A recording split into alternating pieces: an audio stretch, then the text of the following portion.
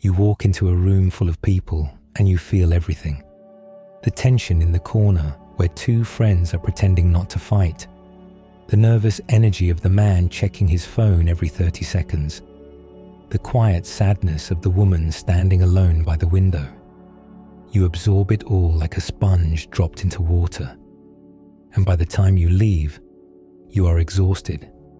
Not from talking, not from doing anything at all, just from feeling. If this sounds familiar, if you have ever been told you are too sensitive, too emotional, too much, then this is exactly where you need to be. Because what you experience is not a flaw. It is not a weakness that needs to be fixed.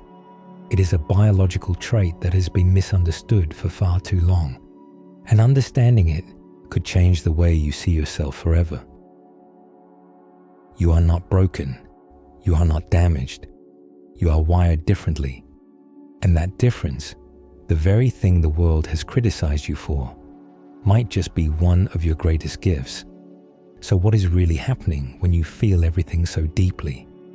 Why does a small comment stay with you for days while others seem to shake it off in seconds? Why does a beautiful song bring tears to your eyes when the people around you barely notice it is playing? The answer lives in the way your brain processes information. And it is far more fascinating than you might expect. Psychologists call it sensory processing sensitivity. It is not a disorder.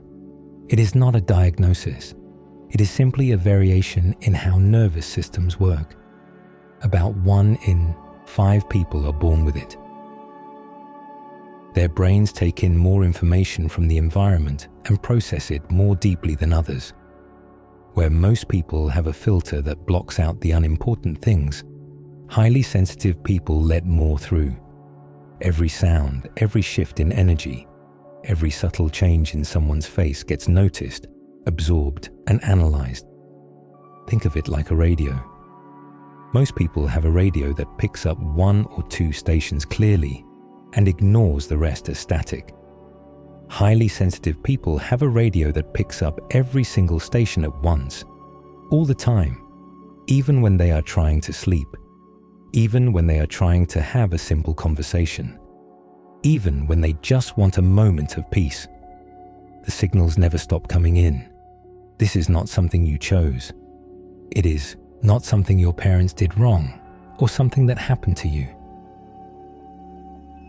It is how you were made. Before you took your first breath, your nervous system was already set to receive the world at full volume, and you have been navigating that volume ever since. The highly sensitive brain processes things differently at every level. When new information comes in, it does not just register it and move on. It sits with it, turns it over, looks at it from every angle. This is why you can spend hours thinking about a conversation that lasted 5 minutes. Your brain is not stuck. It is doing what it was designed to do, processing deeply. This depth shows up in everything. You notice details others miss. The way the light changes in the afternoon, the slight tremor in someone's voice when they say they are fine, the shift in energy when someone walks into a room carrying unspoken weight. You catch what others overlook because your brain is always scanning, always reading, always connecting dots that most people do not even see. Research shows that highly sensitive people have more active mirror neurons. These are the brain cells that fire both when you do something and when you watch someone else do it. They are the foundation of empathy, of understanding, of feeling what another person feels. In sensitive brains, these neurons light up more intensely. You do not just observe someone's pain. You feel a version of it in your own body. This is why watching violence in movies can make you physically uncomfortable. Why hearing about a stranger's loss can bring tears to your eyes. Your brain is literally mirroring their experience. The emotional centers of the highly sensitive brain also show stronger responses to both positive and negative stimuli. This means you do not just feel the bad things more deeply, you feel the good things more deeply too. A kind word lands with more weight. A moment of connection fills you with warmth that lasts. A beautiful piece of art can stop you in your tracks and change the way you see the world. Your capacity for joy is just as amplified as your capacity for sorrow. But there is another layer that makes this even more complex.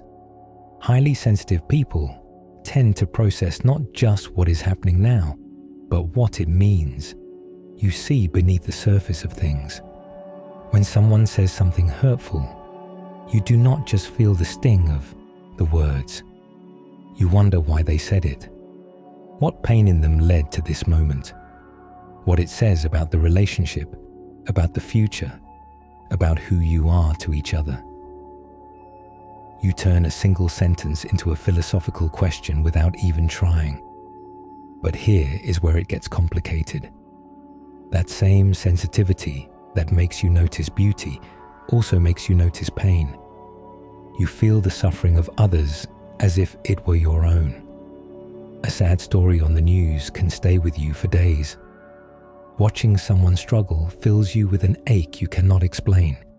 You carry emotions that do not belong to you, and sometimes it is hard to tell where you end and where others begin. This is the burden of feeling everything. It is not that you are weak. It is that you care so deeply that the world can feel overwhelming. The stimulation that others barely notice crashes into you like waves. A crowded room is not just busy. It is a symphony of noise and movement and emotion that your brain tries to process all at once. A disagreement is not just uncomfortable. It feels like a storm inside your chest. A beautiful moment is not just nice. It is so moving that tears come without warning. Your nervous system is constantly on alert. It is scanning for threats, for changes, for anything that needs your attention. This was useful when humans lived in small tribes and needed to detect danger. But in the modern world, with its endless stream of information and stimulation, that alert system can become exhausted. There is simply too much coming in. Too many sounds, too many screens, too many demands on your attention, and your sensitive system is trying to process all of it. This is why highly sensitive people often need more time alone than others. Solitude is not a preference. It is a necessity. Your brain needs time without input to sort through everything it has absorbed. Without that quiet time, the information piles up like unopened mail. Eventually, there is no room left. And that is when the overwhelm hits. That is when you find yourself unable to make a simple decision because your mind is too full to hold one more thing. The exhaustion is not laziness. It is not a lack of effort or motivation. It is the natural result of a system that works harder than most. Imagine running a marathon while everyone around you is taking a casual walk. That is what daily life can feel like for a highly sensitive person. You are doing more internal work than anyone realizes, and it takes a toll. And the world does not always understand.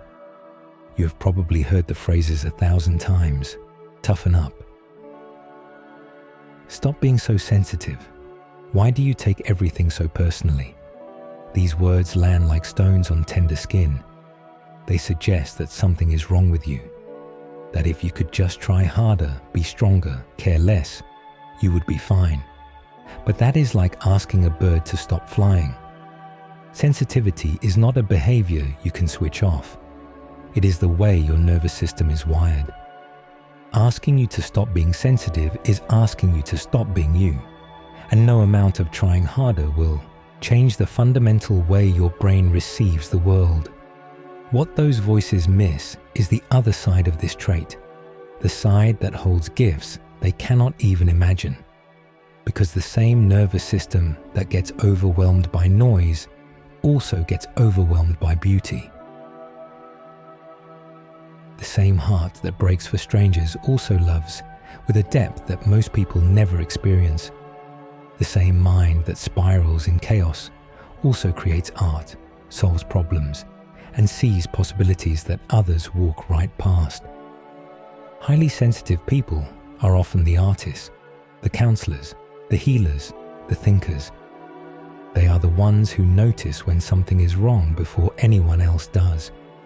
They are the friends who remember the small details, who check in when they sense you are struggling, who listen with their whole being. They bring depth to a world that often moves too fast to notice its own beauty. There is a reason this trait has survived through evolution. In every community throughout human history, sensitive people served essential roles. They were the ones who noticed danger before it arrived.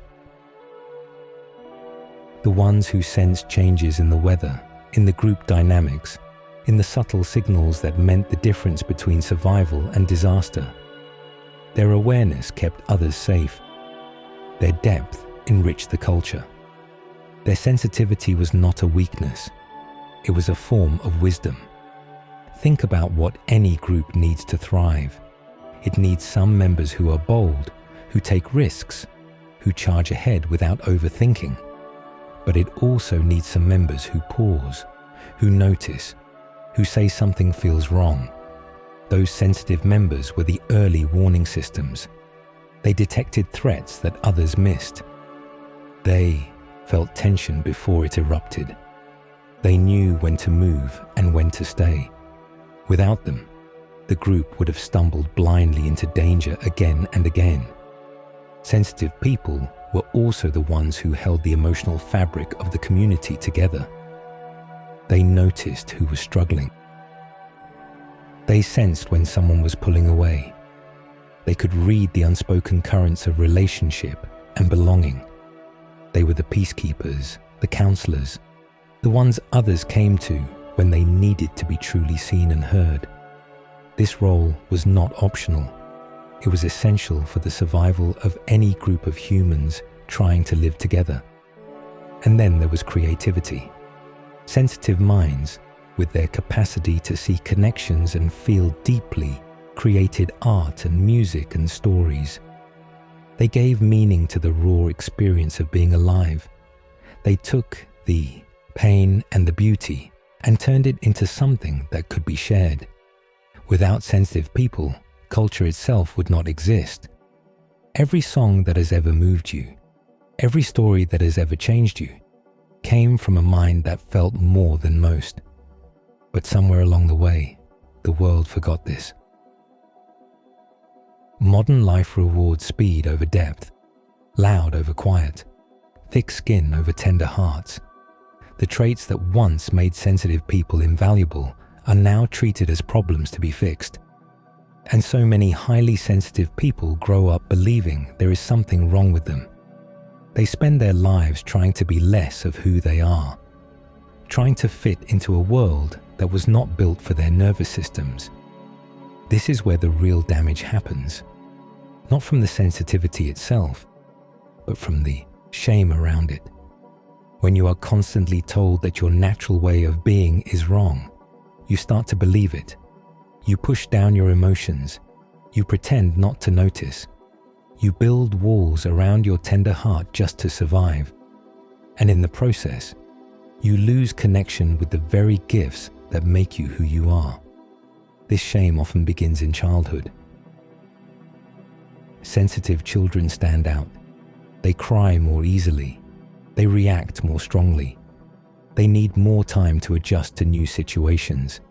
And the adults around them, often without meaning harm, send messages that something is wrong. Stop crying. Be brave. Why are you so upset? It is just a movie. It is just a game. It is not a big deal. But to the sensitive child, it is a big deal. Everything is a big deal. And being told otherwise feels like being told their experience does not count. Over time, these messages accumulate.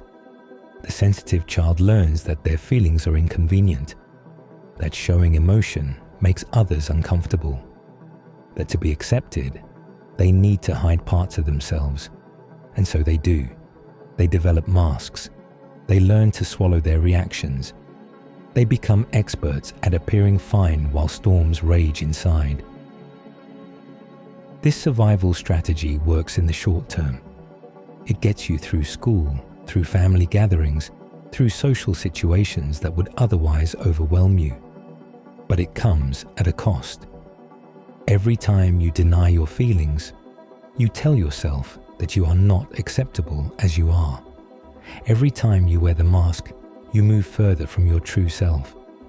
And eventually, you forget who you were underneath. The highly sensitive person who learns to hide their sensitivity does not become stronger. They become exhausted. They live in a constant state of self-suppression, fighting against their own nature every single day. And that fight takes a toll. It shows up as anxiety, as depression, as a deep sense of emptiness that nothing seems to fill, because you cannot deny yourself forever without consequences. Many sensitive people reach a breaking point, a moment when the mask becomes too heavy, when the exhaustion becomes too much, when they realize that pretending to be someone else is destroying them from the inside. This crisis can look like burnout, breakdown, or a quiet collapse that no one else sees. But it is actually an invitation to stop fighting yourself and start learning to live with who you actually are. So here is the truth that changes everything. You do not need to become less sensitive. You need to learn how to work with your sensitivity instead of against it. You need to stop seeing it as a burden you carry and start seeing it as a language you speak, a language of depth, of feeling, of noticing what matters. This shift does not happen overnight. It takes time to undo years of conditioning that told you something was wrong. It takes patience to learn new ways of moving through the world, but it starts with acceptance, true acceptance. Not the kind where you tolerate your sensitivity while secretly wishing it would go away, but the kind where you recognize it as a fundamental part of who you are. The kind where you stop apologizing for your nature and start honoring it. Acceptance does not mean resignation. It does not mean giving up on growth or change. It means working with reality instead of against it. You have a sensitive nervous system. That is not going to change. But how you relate to that sensitivity, how you care for it, how you use it, all of that can change. And that is where the transformation happens. The first step is understanding your limits. A highly sensitive nervous system needs more recovery time than others. You are not lazy for needing quiet after a busy day. You are not antisocial for preferring small gatherings over crowded parties. You are not weak for feeling drained by conflict. You are simply operating a system that processes more deeply and therefore needs more rest. Think of it like this. If you had a more powerful computer that ran more complex programs, you would expect it to need more time to complete tasks and more energy to function. Your brain is that computer. It is doing more with every piece of information it receives, and that takes resources. Honoring your need for rest is not a failure, it is maintenance. You also need to learn the early warning signs of overwhelm. Most sensitive people do not realize they are reaching their limit until they have already passed it. They push through fatigue, ignore the mounting tension, tell themselves they can handle just a little more, and then suddenly they cannot handle anything at all. Learning to recognize the subtle signals, the first hint of irritability, the slight fog in your thinking, the feeling of wanting to escape, these are your body telling you to slow down before the crash. The second step is creating environments that support you. This might mean choosing work that aligns with your values instead of fighting your nature to fit into high-pressure cultures. It might mean building a home that feels calm and safe instead of chaotic and overstimulating. It might mean choosing relationships with people who understand your depth instead of asking you to be someone you are not. Sensitive people often struggle with boundaries. Because you feel so much, you naturally want to help, to fix, to take on others' pain. But you cannot pour from an empty cup. Learning to say no, to protect your energy, to choose where you invest your emotional resources is not selfish. It is survival. The third step is reframing the narrative. Every time that old voice whispers that you are too much, challenge it. Ask yourself where that belief came from. Was it from someone who understood your nervous system? Or was it from someone who simply did not have the capacity to hold your depth? Most criticism of sensitivity comes from people who cannot access it themselves. They call it weakness because it is unfamiliar to them. That does not make it true. What if your sensitivity is not a curse but a calling? What if the depth you carry is meant to create something, to see something, to heal something that the world desperately needs? What if the very thing you have been ashamed of is the very thing that makes you valuable? Highly sensitive people see the cracks that others paper over. They feel the pain that others ignore. They notice the beauty that others rush past. In a world that is moving faster and faster, numbing itself with distraction and noise, sensitive people are the ones who slow down and say, wait, look, feel. This matters. That is not weakness, that is courage. The world needs people who feel deeply. It needs artists who create from the depths of their emotion. It needs healers who sit with suffering instead of running from it. It needs friends who listen with their whole hearts. It needs lovers who love with everything they have. It needs the depth that only comes from a nervous system tuned to receive the full signal of life. In a culture that glorifies busyness and speed, sensitive people carry something rare. They carry the ability to slow down, to really see, to really feel, to really connect. While others scroll through life on autopilot, sensitive souls stop and notice. They bear witness to moments that would otherwise pass unseen. They hold space for emotions that others rush past. They bring presence to a world that has forgotten what presence feels like. This is not a small contribution. This is essential. A world without sensitivity would be efficient but empty. It would move fast but never arrive anywhere meaningful. The depth that sensitive people bring is not a luxury. It is the very thing that makes life worth living. You are not broken. You are not too much. You are exactly what you are meant to be. A sensitive soul in a world that forgot the value of sensitivity. And your job is not to shrink yourself to fit. Your job is to find the people and places and purposes that can hold all of who you are. This does not mean your life will be easy. It means your life will be rich. It means you will taste the full flavor of being alive, the bitter and the sweet, the painful and the beautiful. It means you will experience depths of love and meaning that others only glimpse. It means you will suffer more, yes, but you will also feel joy in colors others cannot see. The burden is real. I will not pretend otherwise.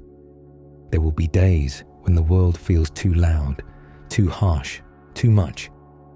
There will be nights when you lie awake with thoughts that will not quiet. There will be moments when you wish you could turn down the volume, when you long for the simplicity of feeling less. That is part of the package, and it is okay to grieve that sometimes. But the beauty is real too. The way a piece of music can move through you like a river. The way a sunset can fill your chest with something that has no name. The way a genuine connection with another person can feel like coming home. These experiences are not available to everyone. They are the gifts of a sensitive soul, and they are worth the weight you carry. So if you are sitting there right now, feeling everything as you always do, wondering if there is something wrong with you, let me tell you clearly, there is nothing wrong with you. There never was. You are a highly sensitive person, living in a world that forgot how to feel. And that is the world's loss, not yours. Your sensitivity is not something to overcome. It is something to honor, to protect, to nurture like the rare and precious thing it is. The world will keep telling you to toughen up. Keep feeling anyway. Keep noticing the small things. Keep caring when others walk past. Keep being moved by beauty that others miss. That is your gift. That is your purpose. That is the light you carry in a world that needs it more than it knows. And if you found yourself in these words today, if something inside you nodded along as you listened, know this: you are not alone. There are others like you out there. Other sensitive souls navigating the same loud world, carrying the same tender hearts, searching for the same understanding. If this video spoke to you, leave a comment below and share your experience. Let others who feel alone in their sensitivity know that they are part of something larger. And if you want more content like this, subscribe and stay with us. Thanks for being here. Your depth matters, and I will see you in the next one.